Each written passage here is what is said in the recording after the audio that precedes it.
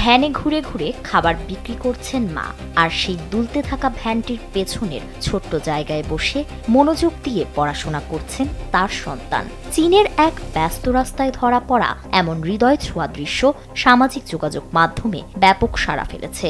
ব্যস্ত শহরের রাস্তা, যানবাহনের শব্দ আর মানুষের অবিরাম কোলাহলের মাঝেও এই দৃশ্য যেন এক মুহূর্তের জন্য সবকিছুকে থমকে দেয়। একটি সাধারণ ভ্যানে ভর করে প্রতিদিন জীবিকার সংগ্রাম চালিয়ে যাচ্ছেন এক মা। নিজের হাতে বানানো খাবার বিক্রি করেই তিনি পরিবারের টিকে থাকার লড়াই চালিয়ে যাচ্ছেন, আর সেই সংগ্রামের মাঝেই বসে আছে তার ছোট্ট সন্তান। দুলতে থাকা যানবাহনের ভেতরেও তার মনোযোগ একটুও ভাঙে না, যেন চারপাশের শব্দ তার স্বপ্নকে স্পর্শও করতে পারে না।